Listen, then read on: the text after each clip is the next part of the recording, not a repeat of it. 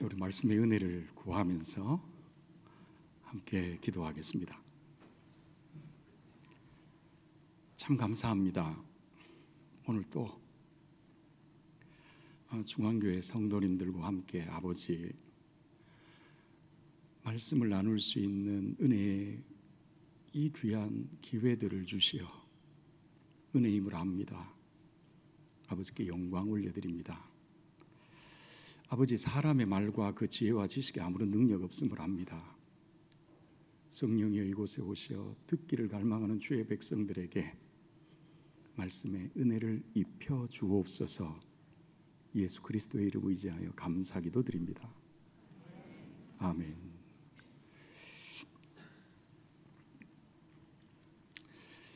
오늘 함께 묵상할 말씀은 히브리서의 말씀인데요, 먼저 여러분 히브리서의 배경에 대한 이해입니다. 히브리서를 가장 먼저 읽은 사람들은요, 그 신약 교회가 세워진 이후에 유대교에서 기독교로 개종한 유대 그리스도인들이었어요. 그들은 기독교로 개종한 이후에 그 신앙으로 인해서 굉장한 어려움을 겪습니다. 동족 유대인들로부터의 핍박이었고요, 특별히 로마 제국으로부터의 그 박해는 그들이 감당하기 어려울 만큼 참 고통스러운 것이었어요. 여러분, 사람의 마음이 동일하지 않습니까? 신앙으로 인해서 그렇게 고통스럽다면 흔들리지 않습니까? 믿음의 회의가 들지 않을까요? 그러니까 유대교로 다시 돌아가고 싶은 거예요. 그래서 낙심 가운데 있는 그들의 믿음을 위로하며 격려하기 위해 쓰여진 서신이 히브리서의 말씀이에요. 기록한 저자에 대해서는 명확치가 않습니다. 그러나 그 말씀의 요지는 이것입니다. 바로 하나님이 보내신 자, 그 아들에 관한 복음의 말씀이에요. 그리스도의 복음을 통해 그들의 믿음을 다시 세워주기를 원했던 것이죠. 저는 오늘 여러분들과 함께 그 아들에 관한 그 복음의 말씀을 함께 묵상하려고 하는 것입니다. 여러분, 오늘 특별히 어버이 주일인데요, 어르신들이 굉장히 많으신 것 같아요. 근데 오늘 들려지는 이 말씀이 부모 되신 여러분들에게 하늘의 아버지께서 여러분들에게 들려주시는 선물과 같은 그런 말씀이 되었으면 좋겠습니다. 먼저 우리가 읽은 본문의 2장 10절의 말씀으로 시작을 하겠습니다. 10절을 정리하면 이런 내용입니다. 하나님께서 많은 아들들을 이끌어서 영광에 들어가게 하기 위하여, 여기 많은 아들들은 신약 성도들입니다. 하나님께서 신약 성도들을 구원하시기 위해 구원의 창시자인 하나님의 아들을 고난을 통해 온전함에 이르게 하심이 합당하도다. 여러분, 이 말씀을 좀 더 쉽게 표현해 주는 말씀이 있습니다. 동일한 말씀이에요. 히브리서 5장 8절의 말씀입니다. 그리스도가 하나님의 아들이면서도 그가 받으신 고난으로 순종함을 배워 온전하게 되셨은즉 자기에게 순종하는 모든 자에게 구원의 근원이 되시고, 여러분, 우리의 구원을 위해 하나님의 아들의 온전하심이 필요했답니다. 그리고 그 아들은 자신의 고난을 통해 순종하심으로 그 온전함을 성취시키셨대요. 여러분, 그리스도가 온전해지셨다는 이 표현은 그리스도에게 무슨 부족이나 결핍이 있었다는 의미가 아닙니다. 이미 4장 15절에서 그리스도는 죄 없으신 온전하신 하나님의 아들이었어요. 그가 온전해지셨다는 것은 이런 의미입니다. 하나님께서 많은 아들들의 구원을 위해 그 아들에게 어떤 직임을 맡기셨어요. 그리고 그 아들은 아버지의 뜻에 순종함으로 그 고난을 통해 자신에게 맡겨진 그 일을 온전히 성취시키셨다, 이 말씀입니다. 하나님께서 그 아들에게 맡기신 그 일이 무엇이었을까요? 히브리서 7장 28절의 말씀입니다. 여러분, 하나님께서는 많은 아들들을 구원하시기 위해 하나님 당신에게 스스로 맹세를 하셨대요. 내 아들을 희생제물로 내어 그를 온전한 대제사장이 되게 하시겠다는 것입니다. 하나님께서 맹세하셨다는 것은 하나님 스스로에게 당신이 약속하셨다는 것이에요. 그 의미는 하나님께서는 스스로에게 행하신 그 약속을 반드시 지키셔야만 하셨어요. 많은 아들들의 의지와는 상관없이 말입니다. 하나님께서 자신에게 맹세하신 그 약속의 내용은요, 내 아들을 죽여 그를 중보자로 삼아 많은 아들을 구원하시겠다는 것입니다. 바로 그 아들에게 맡겨진 중보자로서의 그 일은 화목제물로서의 대속적 죽음이었어요. 그리고 그 아들은 하나님께서 맹세하신 그 뜻에 죽음을 통해 순종하심으로 아버지의 그 뜻을 온전히 성취시키셨다, 이 말씀입니다. 여러분, 예수님 죽으실 때 다 이루었다 말씀하셨잖아요. 바로 그 의미입니다. 여러분, 히브리서 기자는 하나님으로부터 그 아들에게 위임된 그 직분을 아주 특별하게 소개를 하면서 히브리서를 시작하고 있습니다. 무엇입니까? 바로 그 많은 아들들 가운데서 그리스도를 맏아들로 세우셨다는 것이에요. 히브리서 1장 6절입니다. 하나님께서 예수를 낳으셨는데요, 맏아들로 낳으셨대요. 오늘 본문의 11절입니다. 그리스도와 신약 성도들은 다 한 근원에서 났다는 것입니다. 한 아버지에게서요. 그리고 맏아들 되신 그리스도는 신약 성도들로부터 당신의 형제라 불려지는 것을 전혀 부끄러워하지 아니하셨대요. 기가 막힌 표현입니다. 우리와의 한 형제됨, 이것이 이 땅에 사셨던 그리스도의 자기 인식이었던 거예요. 그리스도는 하나님께서 우리에게 보내주신 장남이었던 것입니다. 왜 하나님께서는 그리스도를 맏아들로 세우셨을까요? 왜 히브리서 기자는 굳이 맏아들이라는 표현을 썼을까요, 여러분? 그 이유는 그리스도에게 맡겨진 그의 역할 때문입니다. 여러분, 혹시 지난번 저와 나눴던 그 말씀을 혹시 기억하십니까? 이 땅 위의 역사 가운데 창조주 하나님의 영원한 꿈이 있으시다 그랬죠. 무엇입니까? 이 땅 위에 새로운 집을 지으시겠다는 것이에요. 잃어버린 하나님의 가족 공동체를 아버지께서 회복시키겠다는 것입니다. 이제 그 일을 위하여 하나님을 대신해서 맏아들이 그 집을 책임지는 일입니다. 땅에 남겨진 우리를 돌볼 책임이 맏아들에게 있었다는 것입니다. 그리고 그 형제들을 최종적으로 하나님께서 예비해 놓으신 그 낙원에 이를 때까지 그 형제들을 인도해 갈 책임이 맏아들에게 있었다는 것입니다. 그래서 여러분, 우리가 읽은 본문 바로 다음 3장으로 넘어가면요, 히브리서 기자는 그 동생들을 인도해 가는 그리스도와 광야 여정 중에 이스라엘을 이끌었던 모세를 함께 비교했던 거예요. 모세는요, 하나님의 집을 지키는 종으로 그 일을 감당을 했고요, 그러나 그리스도는 맏아들로 그 일을 감당하셨다는 것입니다. 여러분, 이 내용이 히브리서 기자가 하나님의 아들의 복음을 전하는 방식이었어요. 예수는 신이 아니라는 것입니다. 오늘 우리에게 보이지 않으시는 맏형이었던 것이에요.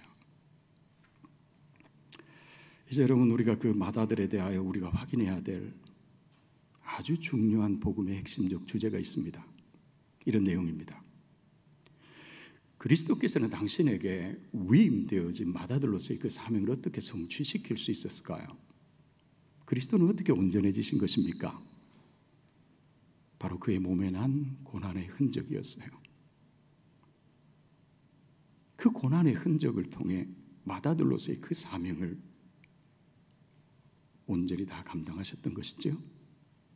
그가 아들이면서도 고난으로 순종을 배워 온전해지셨느니라. 맏아들로서의 그리스도는 온전하신 하나님의 아들임에도 불구하고 죄 없으신 그 고난의 순종을 통해 맏아들다우셨다는 것입니다. 그는. 그렇다면 여러분, 우리에게 이런 의문이 있습니다. 왜 고난이 맏아들됨의 표시가 되는 것입니까? 왜 고난이어야만 합니까? 하나님은 전지전능하시잖아요. 그 창조의 능력으로 마치 에녹을 들어 올리신 것처럼 우리도 그렇게 들림받게 하시면 되잖아요. 아들의 고난이 없이 말입니다. 왜 굳이 맏아들로 하여금 고난을 통해 그 형제들의 구원을 온전케 하셨을까요? 여러분, 히브리서 기자는 이 질문에 대한 답을 주기 위해 예수님의 형제들이 살아가고 있는 이 세상의 형편에 대한 이야기를 드러내고 있는 거예요. 오늘 본문에서. 여러분, 이 세상의 형편이 어떤데요? 저는 좀 더 여러분들이 이 본문을 잘 이해하기 위해서 다른 본문을 하나 제가 여러분들에게 오늘 소개하려고 합니다. 이 본문이 굉장히 중요한데요, 여러분들에게 도움이 되실 거예요. 본문을 이해하는데 계시록 12장의 말씀입니다. 바로 우리가 살고 있는 이 세상의 영적 형편을 그림처럼 보여줍니다. 이런 내용입니다. 천상에서 천사들과 사단들과의 영적 전쟁이 있었지요. 그 전쟁에서 사단의 세력들이 패하게 됩니다. 그리고 땅으로 쫓겨나게 돼요. 근데 그 쫓겨난 악한 영의 세력들이 바다 모래 위에서, 여러분, 여기에서 바다와 땅은 창조주 하나님으로부터 저주받은 악을 상징하는 곳이에요. 계시록 12장 12절의 말씀입니다. 그 바다 모래 위에서 악의 세력들이 분을 품고서 지상교회와 하나님의 자녀들을 죽이기 위해 몸부림을 치고 있는 것입니다. 이것이 여러분, 이 땅 위에 보이지 않는 영적 세계의 형편이에요. 오늘 우리가 예배드리는 이 순간도 말입니다. 지금 아마 이 교회 주변으로 난리를 칠 것입니다. 복음을 뺏어가기 위해서 말입니다. 여러분들은 눈에 보이지 않는 이 영적 세계의 형편을 감지하고 계십니까? 예수님께서 종말을 예언하시면서 마태복음에서 반복적으로 주신 말씀이 있습니다. 깨어있으라. 깨어있어야 보이기 때문입니다. 신약 교회와 성도들은 악의 그 도전을 받으며 우리의 믿음을 지켜가고 있는 것이에요, 지금. 그래서 히브리서 기자는 왜 맏형의 고난이 필요했는지를 설명하기 위해 그 악한 영의 세력들이 사용하는 두 가지 권세를 오늘 본문 속에서 드러내고 있는 거예요. 첫 번째 권세가 무엇입니까? 사망의 권세예요. 히브리서 기자는 그리스도의 고난의 의미를 이렇게 설명합니다. 2장 14절입니다. 그리스도께서 혈과 육을 지니심은 그의 죽음을 통해 죽음의 세력을 잡은 자 곧 마귀를 멸하려 하심이니 그 형제들이 영적 죽음의 권세 아래 있습니다. 죽음의 형벌 아래 있어요. 그리고 그 영적 죽음의 증상인 고난과 고통 가운데 살고 있습니다. 여러분 감기에 걸리시면 감기의 증상이 있잖아요. 열이 나고요, 기침이 나고요, 콧물이 나고요. 바로 영적 죽음의 증상이 우리가 이 땅에서 겪고 있었던 그 고통이었던 것입니다. 태어나는 순간부터 죽는 순간까지 모든 게 고통입니다. 해산의 고통이요, 노동의 고통이요, 질병이요, 관계의 고통이요, 죽음의 공포요. 이 고통들이 영적 죽음의 증상들인 거예요. 형제들이 그 죽음의 증상들을 가지고요, 피폐한 삶을 살고 있습니다. 이 땅에서. 아버지의 마음은 어땠을까요? 하나님의 마음 말입니다. 하나님은 그때 굉장히 아픈 결정을 하십니다. 하나님 스스로에게 맹세하신 거예요. 바로 당신의 그 맏아들을 동생들과 같이 혈과 육을 입히시는 것입니다. 2장 14절이에요. 그가 범사의 형제들과 같이 되심이 마땅하도다. 2장 17절입니다. 맹세하셨으니까요. 죄 없으신 하나님의 아들이 육신의 몸을 입으시고요, 그 형제들을 돕기 위해 이 고통의 현장으로, 죽음의 현장으로 직접 들어오시는 거예요. 이게 성육신의 의미예요. 성탄의 의미인 것이죠. 영이신 하나님의 아들이 왜 육을 입으셨을까요? 2장 15절입니다.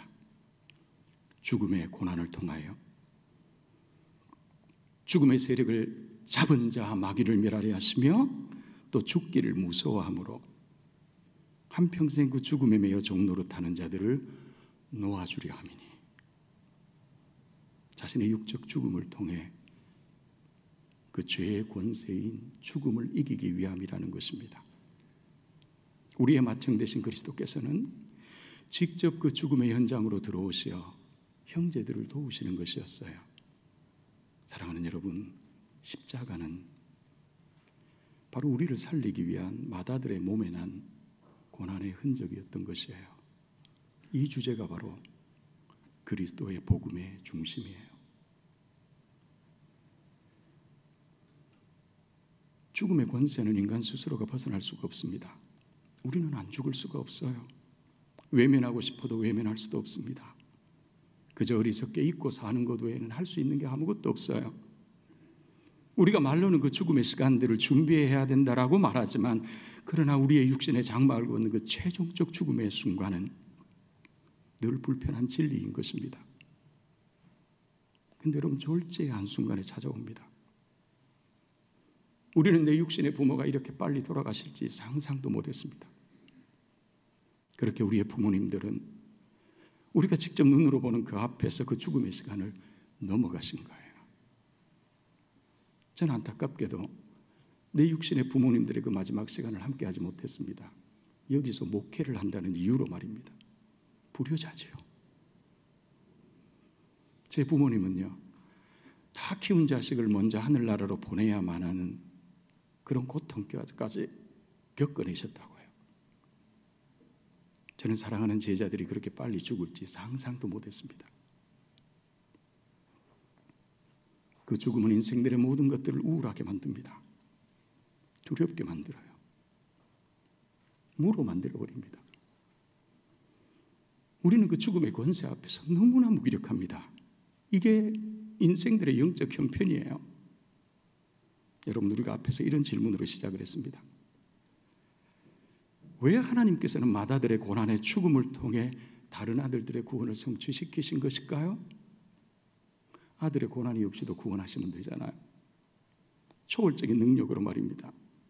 왜 아들의 고난의 죽음입니까? 그것이 바로 히브리서 7장 28절의 말씀이었어요. 하나님께서 맹세하신 구원의 방식은 하늘에서 그저 기적을 통해 그들을 다시 살리는 것이 아니었어요. 그 방법이 아니에요. 그 방법대로라면 이 땅 위에 하나님께서 세워놓으신 하나님의 공의가 세워질 수가 없기 때문입니다. 왜요? 하나님의 창조 언약대로 죄는 반드시 그 값을 치러야만 했으니까요. 여러분, 죄의 싹은 사망이에요. 이건 하나님의 창조 질서입니다. 지금도 그 약속은 유효한 것입니다. 근데요, 하나님께서는 아담의 그 죄가 우리에게 옮겨진 것처럼 우리의 모든 죄를 그 아들에게 전가시킨 거예요. 당신의 고난의 그 흔적을 통해 형제들의 모든 죄의 값을 치루어내시고요, 그 죽음의 고난을 통하여 그 형제들을 비로소 다시 살려내시는 것이었습니다. 하나님은 맏아들의 이 순종의 죽음을 기뻐 받으신 것입니다. 맏아들이 드렸던 이 희생의 제사가 바로 하나님께서 이 땅에서 유일하게 받으셨던 희생 제사였던 것이에요. 온전한 제사였어요. 오늘 우리의 예배는요, 그가 드린 온전한 제사에 대한 절대 의존적 예배예요. 하나님은 그 아들의 이름으로 드려지는 그 예배만을 받으십니다. 이것이 바로 예수님께서 예언하셨던 영과 진리로 드려지는 참된 예배였던 것입니다. 이제 여러분, 여기에서 우리에게 중요한 질문이 있습니다. 하나님께서는 맏아들의 그 죽음을 통해 그 형제들을 어떻게 다시 살려내시는 것이었을까요? 하나님께서는 맏아들의 그 죽음을 그냥 두지 않으셨어요. 그 죽음을 어떻게 하십니까? 하나님의 지혜입니다. 다시 살려내시는 거예요. 하나님은 맏아들의 부활을 첫 열매 삼아 다른 모든 아들들을 다시 살리시기를 작정하셨던 것입니다. 맏아들의 부활은 땅의 모든 아들들을 살리기 위한 하나님의 구속 경륜의 절정이었던 것입니다. 그리스도의 부활이 없으면 오늘 우리의 구원은 없습니다. 요한 신앙은 신화에 불과한 것이에요. 우리의 믿음은 존재할 수가 없어요. 여러분, 그리스도의 부활을 통해 이 땅 위에 하나님의 구원이 완성된 구원의 보증이 무엇인 줄 아십니까? 그것이 바로 부활의 첫 열매로 오신 오순절 성령 강림의 역사였던 거예요. 그래서 예수님께서는 누구든지 물과 성령으로 거듭나지 아니하고는 결단코 천국에 들어올 수 없다라는 예언적 말씀을 주신 거예요. 그리스도의 부활의 능력이 형제된 오늘 우리에게 어떤 의미일까요?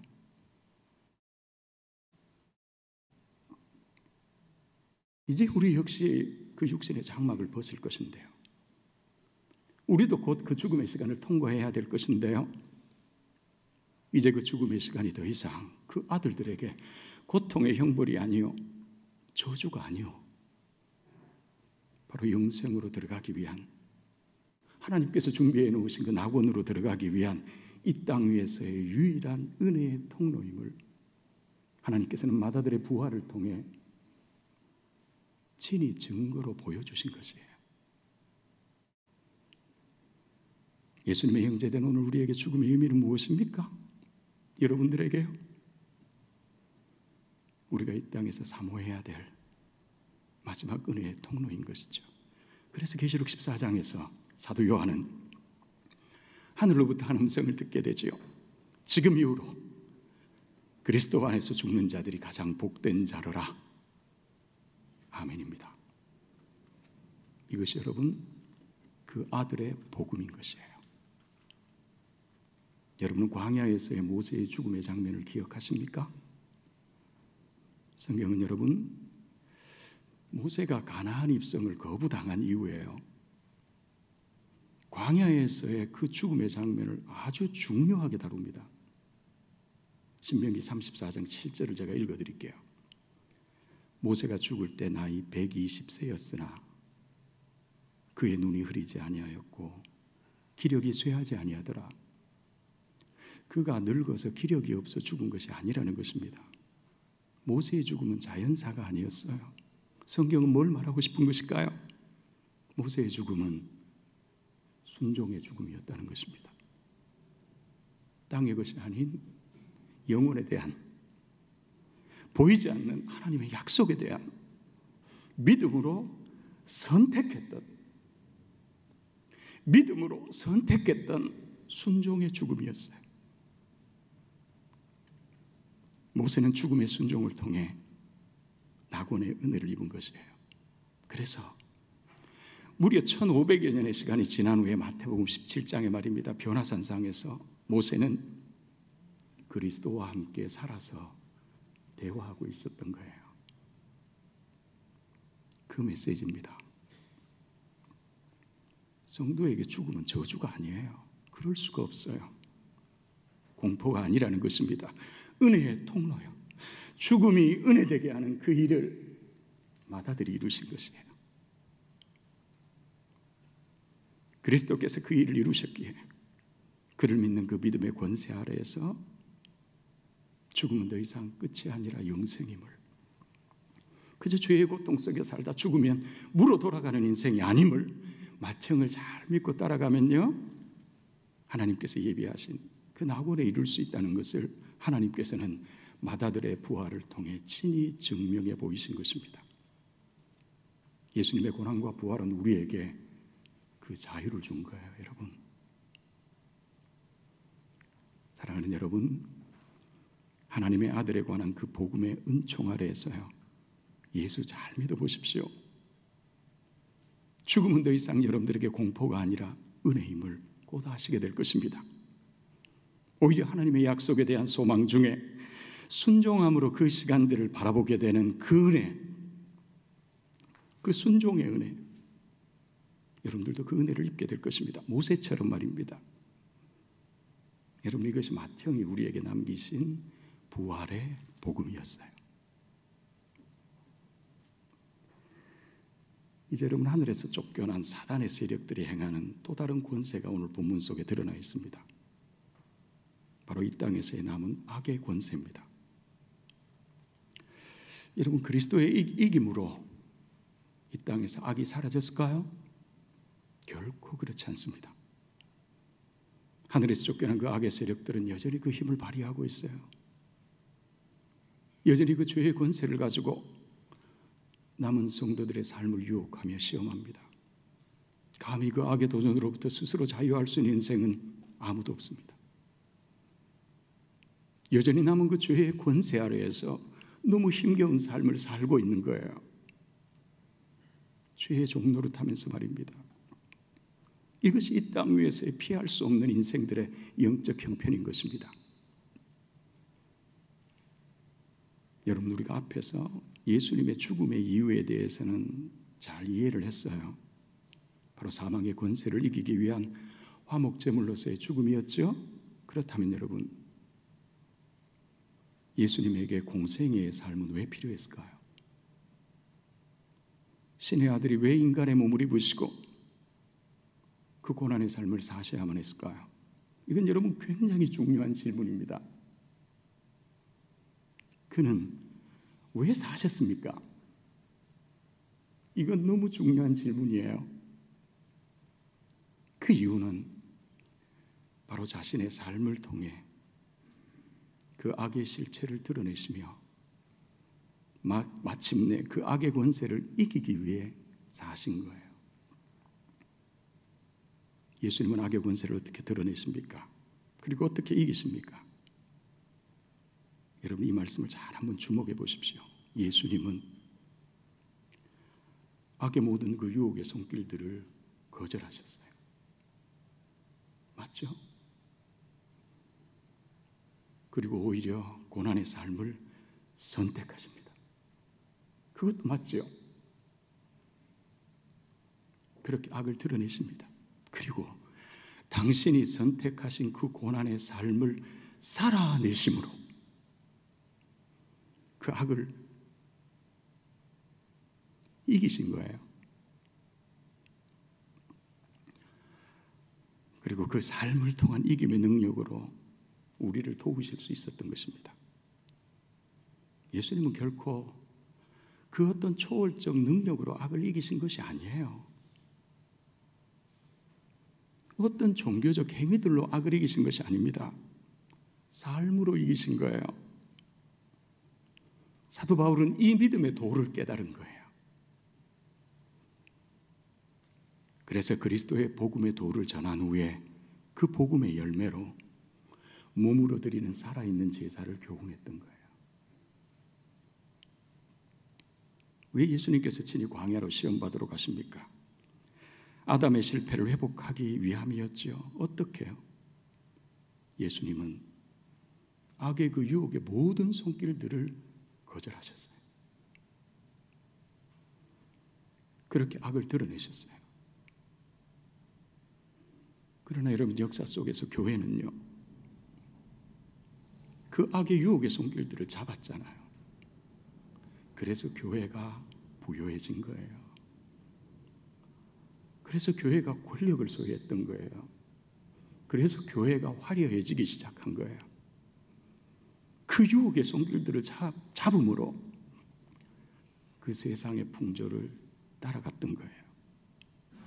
보셨잖아요, 여러분. 악이 이 공중 권세를 잡고 있다는 것 말입니다. 예사롭지 않습니다. 교회의 화려함요, 여러분, 이건 결코 성경적 부흥이 아닙니다. 예수님께서 왜 공생애의 그 고난의 삶을 사십니까? 바로 우리가 받아내며 살아야 했던 모든 그 죄의 유혹과 시험들을 친히 온몸으로 받으시기 위해 사신 것이에요. 그리고 그 삶을 통해 이기시기 위함입니다. 그저 하늘에서 그 형제들의 고통을 바라만 보고 계시는 것이 아니었어요. 여러분, 예수님은 공생의 시간 동안 그저 아버지께 제사만 드린 게 아닙니다. 그저 기도만 드리신 것이 아니에요. 그저 말로만 복음을 가르치신 것이 아닙니다. 그는 행하시며 가르치시더라. 그렇게 사셨어요. 그래서 말씀을 맡은 자들이 이 말씀에 거룩한 부담을 지고 목회를 하는 것입니다. 예수님은 그 삶을 통해 악을 이기신 거예요. 악이 왜 그리스도를 두려워한 줄 아십니까? 바로 그리스도께서 살아내셨던 그분의 삶의 모습 때문이에요. 그 당시의 교회와 그 지도자들과 그리스도의 삶이 달라도 너무 달랐기 때문이에요. 거룩하다 일컬어졌던 그 회당, 종교 지도자들, 모든 예배 의식들, 그들이 늘 머물렀던 곳은요, 늘 거룩한 회당이었죠. 예배의 자리였죠. 늘 가르치는 자리였죠. 혹이나 여러분, 오늘 우리의 시대는 그렇지 않습니까? 그러나 예수님은 결코 그렇게 살지 않으셨어요. 예수님이 늘 머물렀던 곳은요, 산이었죠. 참 외로운 광야였죠.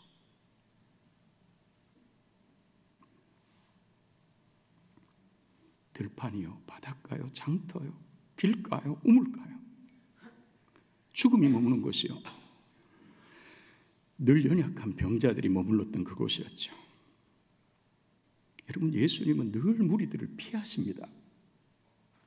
결코 예수님은 그 군중들이 가진 그 힘에 자신의 몸을 의탁해 본 적이 없으시대요. 사랑하는 여러분, 여러분의 믿음의 삶이 말입니다, 은혜를 입었는데요, 거룩한 곳이라 일컬어지는 그곳에서만, 교회 안에서만, 예배드리는 그 자리에서만 여러분의 믿음의 삶이 머물러 있다면요, 결코 악은 여러분의 믿음의 삶을 두려워하지 않습니다. 악은 교회의 부요함과 그 권력과 그 화려함의 예배를 결코 두려워하지 않습니다. 깨어 있으셔야 그 악한 영의 도전들이 보이는 것입니다. 예수님은 형제들이 받아냈던 받고만 살아야만 되는 그 시험 그대로를 예수님이 다 받으세요. 떡의 문제로, 육신의 고통에 대한 두려움, 하나님으로부터의 버려짐, 제자들로부터의 배신, 그 조롱과 수치와 비난 온몸으로 받아내십니다. 그러니까 우리가 매일 직면하는 그 고통의 문제들을 예수님께서 다 받아내셨다는 것입니다. 그가 다 경험하셨어요. 우리와 똑같이 고통을 느끼십니다. 십자가에서는요, 갈기갈기 그 몸이 찢기십니다. 그러나 온몸으로 받아내십니다. 왜요? 여러분들을 돕기 위해서요. 예수님께서는 그 고난의 삶을 통해 비로소 그 형제들을 도울 수 있는 자격을 갖추게 된 것입니다. 그가 시험을 받아 고난을 당하셨은 즉 시험받는 자들을 능히 도우실 수 있느니라. 2장 18절 말씀이에요. 그분만이 우리를 도우실 수 있습니다. 여러분, 그리스도의 고난과 부활의 능력이 무엇입니까? 오늘 우리에게 말입니다. 예수님께서 돌아가시기 전에 그렇게 약속하셨잖아요. 바로 부활의 첫 열매인 성령을 통해 친히 그 동생들의 헬퍼가 되어주시고요, 텐트를 치고 그 동생들의 삶을 보호하시는 것입니다. 그 형제들이 지고 있는 모든 고통의 문제들을 따라다니며 도우세요. 따라다니며 그들이 지고 사는 무거운 짐들 대신 져주시고요, 우리가 다치면 싸매주시고요, 우리의 영혼이 두려워 떨고 있을 때 위로하시며 새 힘을 주시고요, 우리의 영혼을 안정케 해주셨고요, 견뎌내게 하셨어요. 그렇게 살아오셨잖아요. 맏아들 되신 예수님이 그 일을 다 하신 것입니다. 왜요? 하나님께서 그 아들에게 그 일을 위임하신 거예요. 지금 히브리서 기자는 그 낙심 가운데 있는 성도들을 향해 이렇게 권합니다. 3장 1절입니다. 맏형 되신 그리스도를 깊이 생각하라는 것입니다. 4장 16절입니다. 그리스도가 계시는 그 은혜의 보좌 앞으로 용기 있게 나아가라는 것입니다. 그리하면 그가 때를 따라 도우신다는 것입니다. 이것이 여러분 히브리서 기자가 전하는 그 아들의 복음에 대한 확신이었어요. 그렇다면 여러분, 하늘에 계신 보이지 않으시는 우리의 맏형이 지금 우리를 어떻게 도우실까요? 그는 지금 하늘에서 뭘 하십니까? 하나님의 아들은 여러분 히브리서 기자가 전하고 오는 말씀의 핵심은 이것입니다. 히브리서 8장 1절 말씀입니다. 우리가 전하고자 하는 말씀의 요점은 이것이니 우리에게 대제사장 되신 그리스도께서 하늘 보좌 우편에서 친히 그 형제들을 돕고 있다는 것입니다. 그러므로 긍휼하심을 받아 때를 따라 돕는 그 은혜를 얻기 위하여 담대하게 그 은혜의 보좌 앞으로 나아가라는 것입니다. 왜요? 히브리서 7장 25절입니다. 예수는 자기를 힘입어 하나님께 나아가는 자들을 온전히 구원하실 수 있으니 이는 그가 항상 살아계셔서 그들을 위하여 친히 간구하심이니라. 마다들이 지금도 하늘에서 말입니다. 끝까지 우리를 돕기 위하여 끊임없이 그가 중보하고 계시다는 것입니다. 하늘에서는 맏형 되신 그리스도가 쉼없이 우리를 위하여 중보하시고요, 이 땅에서는요 그가 보내신 주의 성령께서 우리 안에서 탄식하시며 그도 기도하십니다. 놀랍지 않습니까? 하늘에서는 그리스도가, 땅에서는 그가 보내신 성령께서. 마다들의 기도의 내용은 뭘까요? 여러분의 구원주의 그 기도의 내용은 뭘까요, 여러분? 아버지, 내가 저들을 위하여 피 흘렸습니다. 아버지, 내가 저들을 위하여 피 흘렸습니다. 여러분, 오늘 우리의 기도는 온전하신 맏형의 그 기도를 의지하는 것입니다. 이것이 기도의 복음이에요. 여러분들에게 기도가 힘드실 때마다 이 기도의 복음을 잊지 마십시오. 늘 기억하십시오. 용기를 내십시오. 우리의 기도에 순종이 있기 전에 그리스도의 중보가 있었다는 것 말입니다. 우리의 기도의 능력은 결코 우리의 기도의 온전함에 있지 않습니다. 그리스도의 온전하심에 우리는 절대적으로 의존하고 있는 거예요. 이것이 여러분 그리스도의 이름으로 기도함의 의미인 것입니다. 여러분 인생의 모든 위기의 순간마다 기도하며 살아오셨잖아요. 그러나 우리의 기도는 늘 불완전했습니다. 늘 믿음이 흔들렸어요. 저는 그랬어요. 그러나 우리의 그 불완전했던 기도조차도 맏형 되신 그리스도께서 받아 온전한 것으로 승화시키시어 아버지께 올려드리시던 거예요.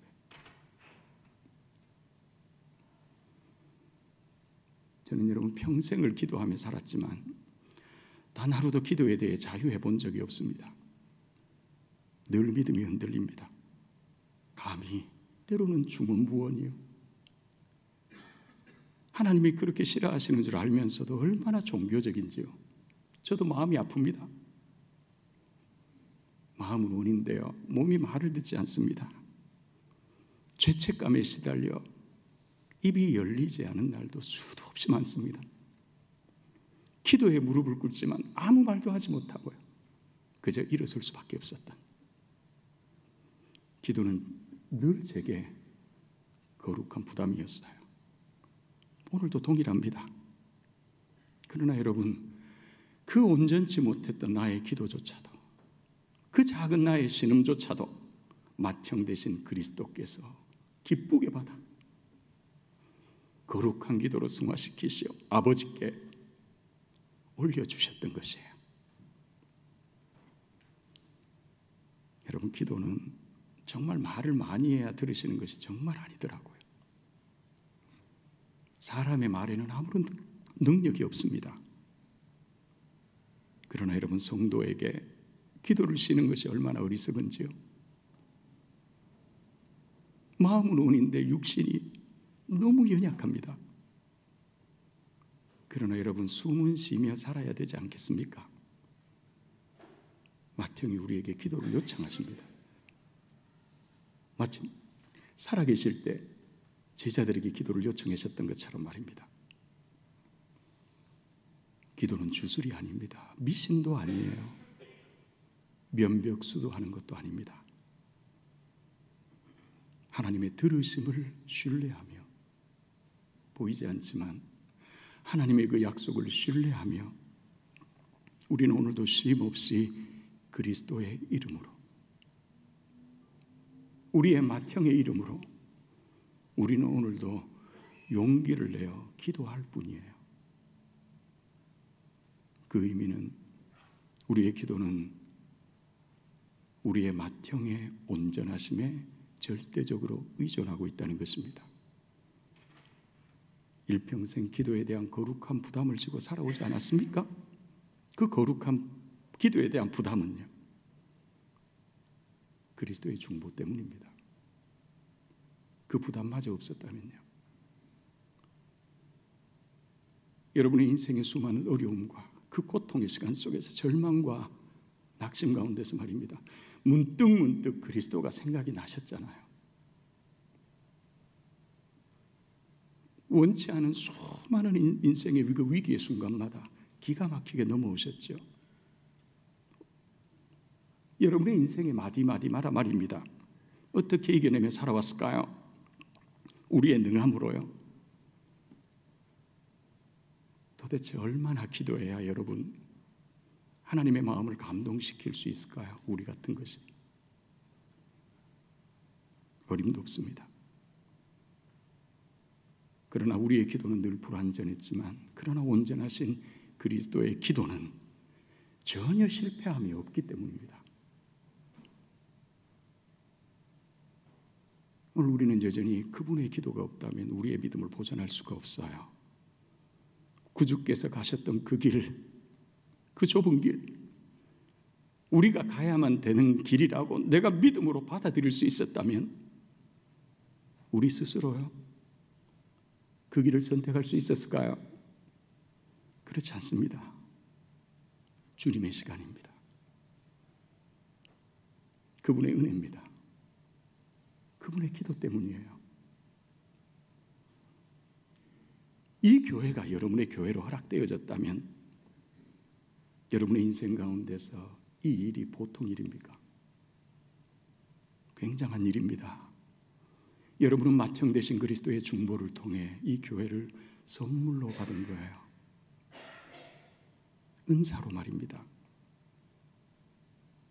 부디 여러분의 남은 믿음의 여정, 이 기도의 복음을 충분히 누리며 사시기를 원합니다. 이제 말씀을 맺겠습니다. 여러분, 이브리스 기자는 오늘 우리에게 우리의 믿음을 격려하기 위해 이 말씀을 남겨주십니다. 믿는 도리의 사도시며 대제사장이신 그리스도의 온전함을 깊이 생각하라. 믿음의 주여 너희를 온전케 하시는 이인 예수를 바라보라.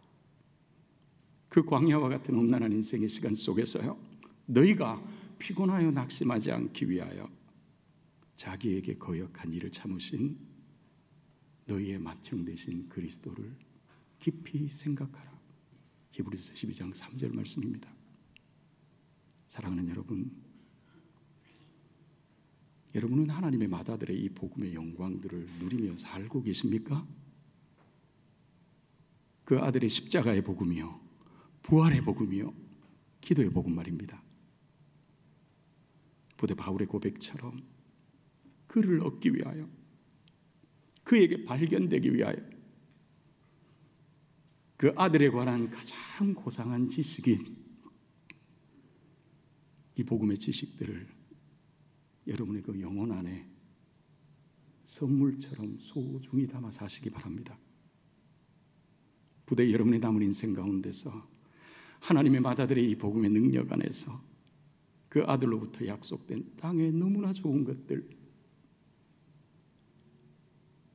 영혼에 대한 그 소망들, 부디 이 교회를 통하여 충분히 누리며 사시기를 그 아들의 이름으로 축복하는 것입니다. 여러분, 이제 오늘 제가 준비한 말씀은 여기까지입니다. 이제 우리가 함께 우리의 구주 되신